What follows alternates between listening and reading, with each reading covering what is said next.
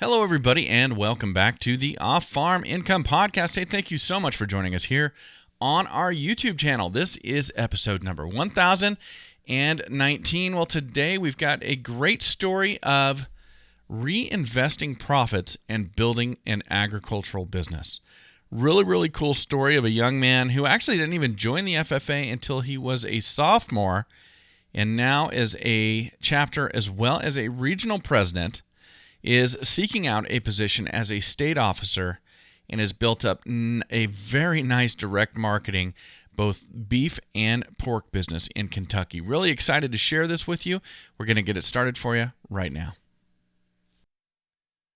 Luke, welcome to the show. Thank you so much for coming on today. Thank you for having me. You bet. It is my pleasure. So we're obviously talking to you from home. Are you still like on a hybrid school schedule or something like that? Mhm.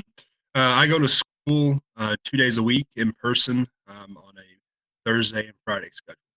Got it. Yeah, my daughter's doing very much the same thing. So looking forward to getting back to full time, but for her, it doesn't look like it'll be until next year.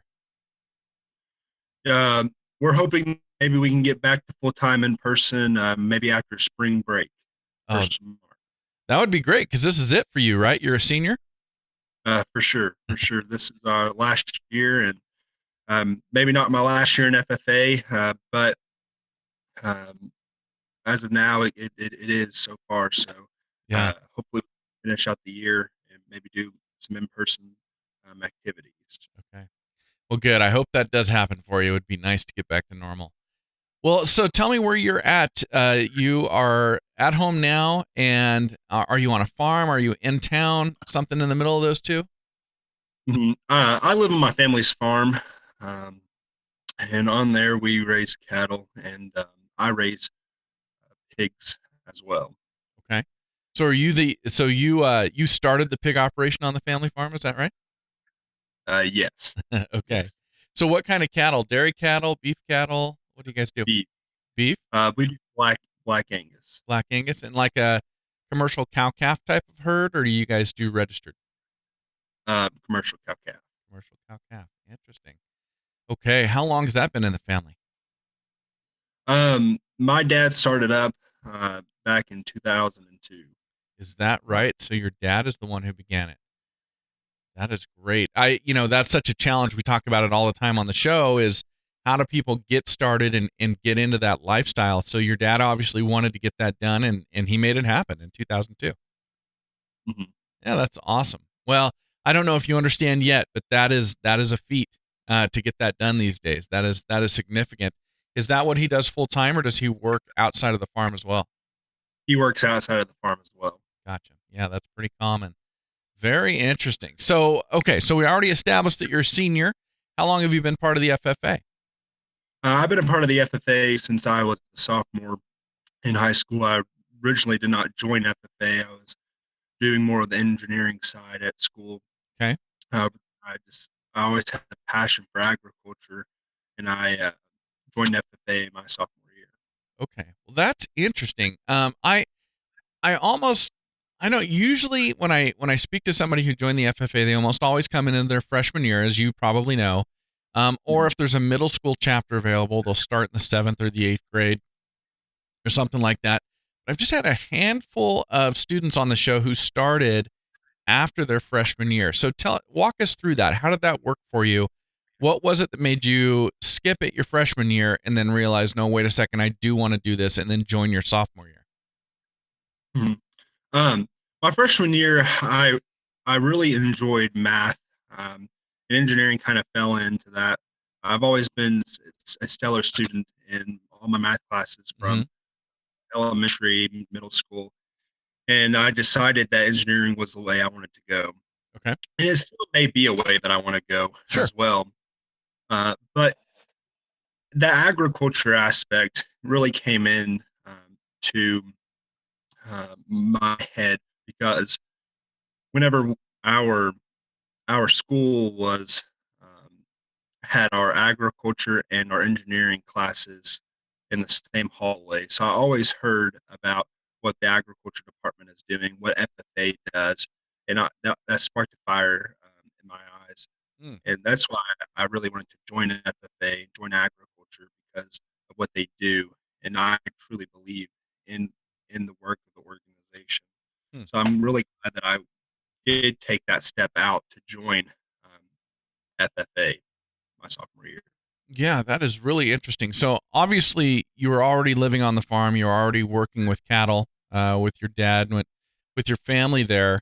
But it during your freshman year, is with you focusing on engineering. Did you just not feel like there was enough? I guess I don't know. Did you feel like there was not enough time left in the day for another kind of extracurricular activity?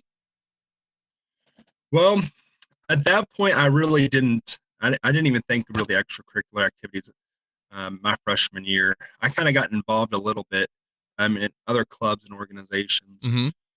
but I never really managed my time well when I was younger. Yeah, me But either. I've learned over time the importance of that and getting out and growing myself. Um, and that's where FFA kind of helped me. It shaped me to the person that I am today. Mm-hmm. Okay. So I basically that first year it was kind of like, well, why would I do that? What's the point? But then all of a sudden it kind of dawned on you. You joined, and obviously that has gone well. You're now serving as your chapter's president, so you must have got really involved really quickly. Mhm. I did. My first year in FFA, my sophomore year, I did the Creed speaking contest, and I won our local contest, and then I was able to compete at the regional level. I ended up winning the regional level, and then competed at state, and got second in the state. I'm in the Creed speaking contest, which that really sparked a fire in my eye because Yeah. it was something that I was good at. It was Hmm. something that I was passionate about. I wanted to succeed, and that helped me. Um, Really, that was the door opener for me in FFA to make me want to grow in the organization to help me become more successful. So that's when my FFA advisors helped me really push me to where I've gotten today. That is really cool. For you to reach that level in Creed speaking, somebody who's never been part of it or watched it or anything like that, when you tell them what it is, it's basically memorizing the FFA Creed and then going up and reciting it. And it sounds very, very simple until you go to a competition and you watch and you see the multiple different ways you can deliver this creed, how dynamic you can be, how you can make eye contact, how you can stumble, how you can forget parts, and things like that. So, just to win a chapter FFA creed competition is significant. It really indicates that you're a good speaker and you present very well. But for you to go to the level that you have gone, that is significant. You must be really doing something up there on that stage. Mhm. I really learned how to use hand motions Uh and huh. different ways, um, using the word choice and sounds, my tone of voice to really emphasize different parts of the creed. Hmm. Now, with all of that achievement and all those victories you had, was that all during your sophomore year? That was all during my sophomore year. Okay. Yes. So now, have you continued to speak publicly and kind of elevate your game when it comes to that over the next, your junior and now your senior year?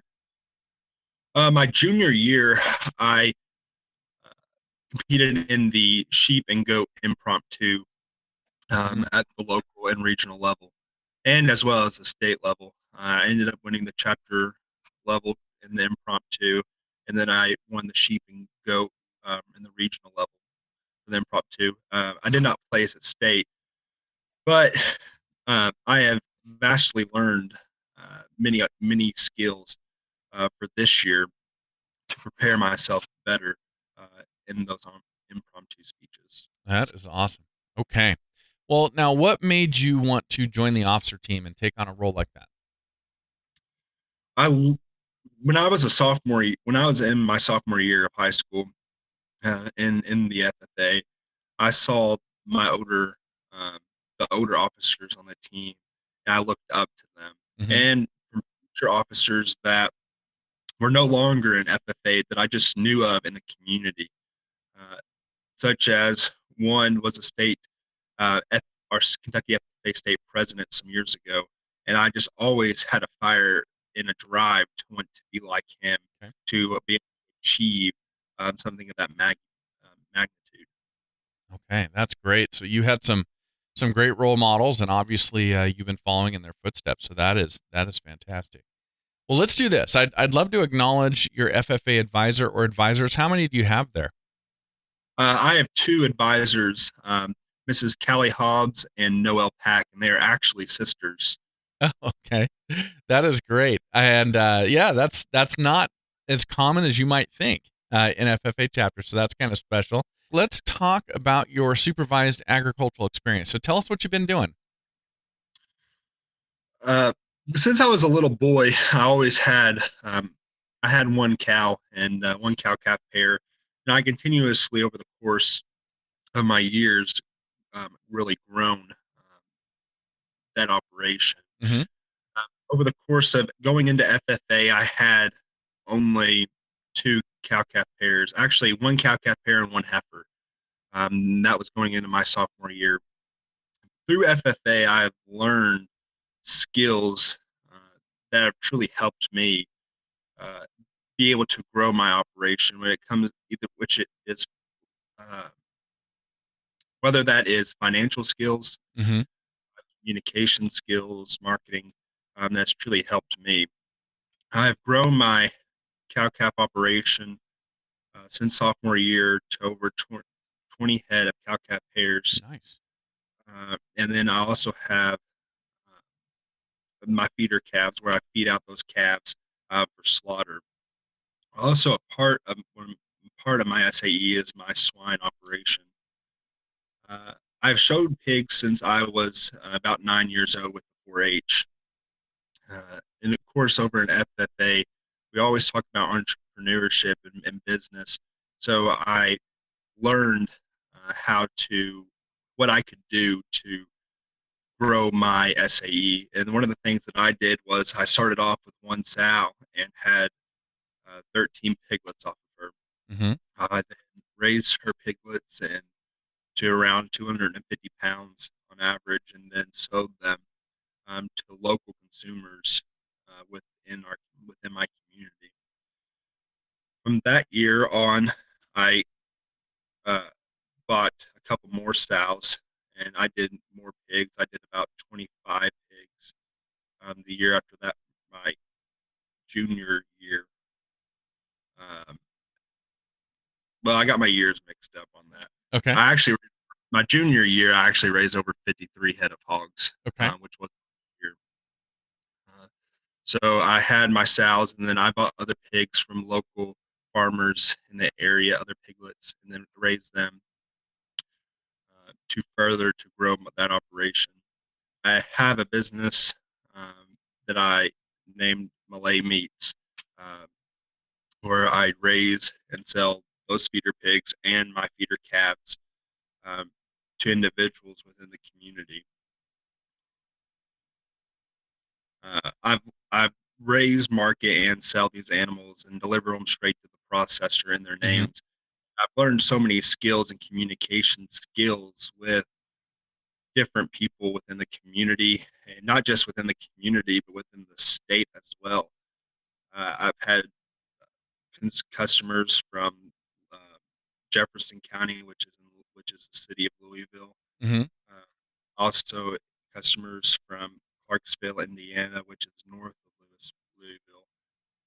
So I've been able to grow and to steadily grow my operation, especially this year. Last year, I only sold 6 feeder steers for slaughter, but this year my plan is to sell 12, and I have all of these lined up for different times of the year. Mm. My pigs I normally sell in the fall season. I have breed that they have their babies in the winter slash spring to ensure that they will be slaughtered in this fall. Okay. Okay, that is really exciting. So I want to ask you about the beef really quick. So you described having the cow calf pairs and then having the feeders that you're finishing out. Are the feeder steers that you're feeding out, the feeder cattle that you're feeding out, are they coming from your heifers, or are you buying, or from your cow calf herd, or are you Mhm. buying them separate to finish? They're coming from my cow calf herd. Okay, very cool. So you're calving those out on the place, you're keeping them over a winter after they're weaned, and then finishing them out and selling them. Hmm. That is great. And then obviously you're doing the same with the pigs. You're doing farrow to finish on Mhm. those. That is a great business model, man. I really like that. When it comes to the pigs, how are you buying all your feed, or are you able to grow your feed where you're at? I currently do not grow my feed. I buy all of my feed. Okay. I have a buddy, his grandpa, full-time farmer with multiple employees, and they farm some thousands of acres. I buy some grain from him to help finish out hogs. Okay. That is great. And then the direct marketing. So you're doing the direct marketing model where you're contracting with your customers, and then you're delivering the animals to the butcher that they've contracted, and then are they paying the butcher and then picking Mhm, up the finished product? Is that how it works? mhm. Yes, they. I take I take the animal, whether that's the pig or the cow, Uh huh. uh, to the butcher and put it in their name, and they pay the butcher their processing fee, and Okay. then they pay my fee as well. Okay. And then you talked about having your steers kind of spread out through the years, so you're finishing them at different times. Did I understand that correctly? Yes. Okay. So does that just mean that you control when they get bred? Do you do that on purpose? So you've got Mhm. one that's going to be ready in June, you've got one that's going to be ready in September, et cetera, et cetera. Mhm. Yes. So I kind of run two herds. I have a fall herd and a spring herd. The spring herd is bigger than my fall. I only have four that I keep for fall, just to have a few beef year round. Okay. Um, I normally don't slaughter in the winter. I normally slaughter in the springtime, summer, and fall. Okay. Spring, summer, and fall. And then do you always have them contracted before they're finished, or do you find yourself marketing any that are ready to go to slaughter? I try to market them before they're finished, Mm-hmm. just so I know if I need to be keep feeding these animals out. But sometimes I go all the way out to the very end to the month before and keep trying to sell my animals for the slaughter. Gotcha. And how are you finding your customers? You talked about finding customers in Louisville. You're over the border into Indiana, and so developing a customer list to take down that much meat. That's a pretty significant marketing job in and of itself. How are you getting that done? Um, but one is word of mouth. Word of mouth plays a big deal in it. Being able to put high quality meat in someone's freezer, Mm-hmm. on someone's is important to me. Um, One of the ways that I market that, not just from the word of mouth, but also through Facebook. My June last year, I got a Facebook account, and I was able to market on a wide spread to Mm-hmm. many different hundreds of different people. So um, Facebook has been a great way to help me be able to sell and market my animals. Oh, that's great. So, are you using like targeted ads and paying for advertisement on Facebook, or how are you getting that done? I'm not paying for any advertisement on Facebook or anything like that. I just make my post, and then I encourage people to share Mm-hmm. um, to share my post. Oh, that is great, man. Good for you. What a business. Well, I wanted to kind of circle back to the FFA really quick. You said that this is not going to be your last year in FFA, or it's likely to not be your last year in FFA. What are your future plans? My future plans are to run for state office at the Kentucky FFA Association. I have a passion for agriculture. I have a passion for FFA.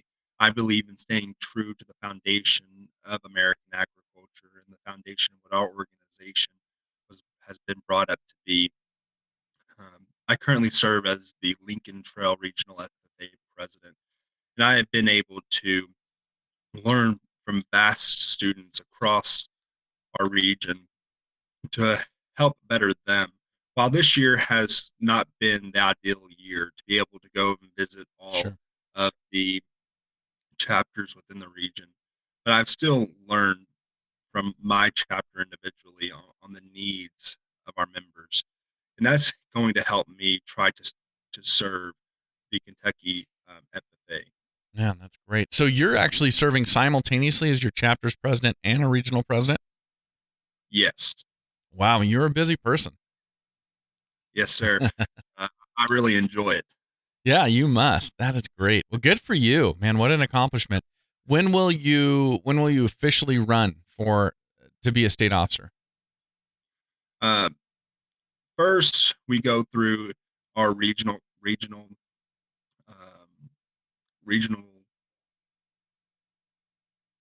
selection. Okay. Um, Regional selection is here in the next few months. So from there, we they pick two candidates to go from the region to the state level to be interviewed for state officers. Okay. So you've got that coming up. And so yeah, so right now, is there anything you can do to prep for this or to position yourself better, or is it just kind of everything you've done up to this point? You got to let the chips fall where they may. Well, you let the chips fall where they may to a certain extent, but there's always prep work to be done.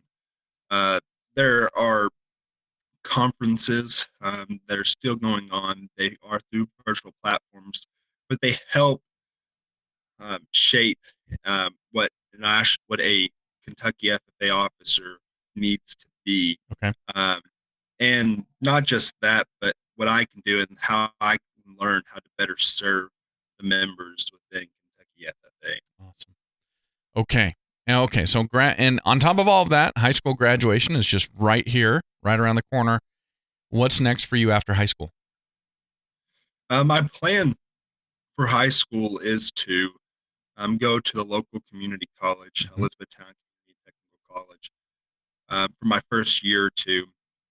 And I'm going to be pursuing a degree in agriculture, business, and economics. I plan to transfer to the University of Kentucky to continue that degree. Very cool. Good for you, man. That's what I did too. Junior college or community college, then on to a 4-year university. So good for you. Okay, well, so during college, is Millay Meats going to keep going? I've had that question come up many of times, especially with the community college being able to be so close to home. Mm-hmm. I'm definitely going to be able to keep my business up and running. I have expanded my business and buy bigger feeders, bulk feeders that can hold tons of feed at a time, Mm-hmm. instead of smaller ones that can only hold 500 pounds. Um, and my plan is to put an automatic water system in this year so that I can be away for Mm-hmm. not a long period of time, but for a 2 day period of time. Mm-hmm. Um, and it really cuts back on my time um, to hand water, to hand feed multiple times a day. Yeah, great thinking. Well, that is awesome. Well, before we wrap this up, I'd love to ask your advice for other students, and just on what you just touched on. You're making money in your business, and you're turning around and you're reinvesting those profits back into your business with the feeders, with the automatic watering system, and all of that. Where a lot of people, if they made some money, they'd just go out and spend it. So, could you give some advice to students who are coming behind you why it's important to take a portion of that money and reinvest it back into your business? One of the best things who I've learned from one of the best persons that I've learned from is my mother. My mother is more of a business savvy, and she's taught me to save, Mm-hmm. not just save but reinvest. If you have a dollar, try to make $2 off of that dollar. Um, so that's what I've done. It's so important to, if you're making $100 and selling a product, and you're profiting $20 off that, save that $20. Over time, that adds up. Maybe you can buy another cow, and that's what I did. I Mm-hmm. was able to buy another cow with the profit that I paid, that I made off of my calves over the time. And that, if I did not do that, I would truly not be able to be where I am today, having 20 head of cattle, with the cow calf pairs and the over 50 hogs, feeders. So saving your money is crucially important, and that is what has made me, and that is how I have gotten to where I am today, is saving money and reinvesting it. Yeah, awesome. Really, really good advice. Well, Luke, I am excited for you. This is really cool. I know you're going to kill it at the next level, and good luck on becoming a state officer as well. Thank you so much for coming on today. All right, I appreciate it. Thank you so much. You have a great day.